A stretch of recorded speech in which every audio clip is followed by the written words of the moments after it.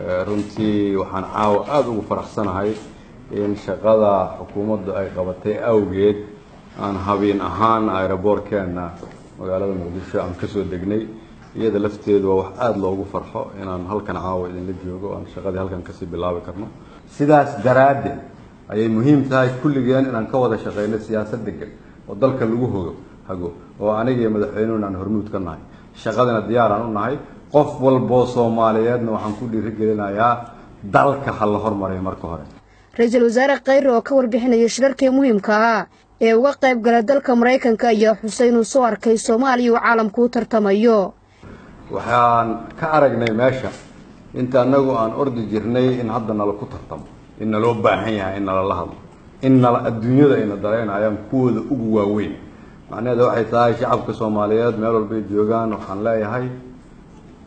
dunidu waxay u aragtaa Soomaaliya fursad weyn inay haysato rajo weyn inay haysato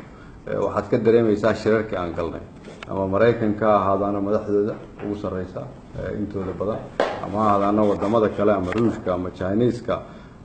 ama Talyaaniga ama Carabta ama dawladihii Afrikaanta walaalaheen ahaa oo ciidamada halkan ka joogeen madaxdooda dhan oo shir Soomaaliya ku saabsan qabtay ama shir arrimaha Soomaaliya kaliya looga hadlayay oo isugu yimaadeen in ka badan 30 dawladood ama shir looga hadlayay arrimaha sidii dalalka dhibaataysan loo hormarin lahaa oo ninka UN-ta madaxda ka qaramada midoobay dhan uu joogay dawladda Soomaaliya kaliya ayaa fursad u heshay inaan qaramada midoobay dadka madaxda u ah Antonio Guterres aan kala qayb galno 3 shir oo gooni oo anagu aan hogaaminayno dhinaca kale Ra'iisul Wasaaraha Xukuumadda Federaalka Soomaaliya Mudane Xasan Cali Khayre ayaa tacsiyo diray heeladii dadkii ku geeriyooday qaraxii maleeshiyaadka nabadiidka ay la beegsadeen dadka shacabka ah intaas ka soo waxaan tacsiyo u dirayaa dadkii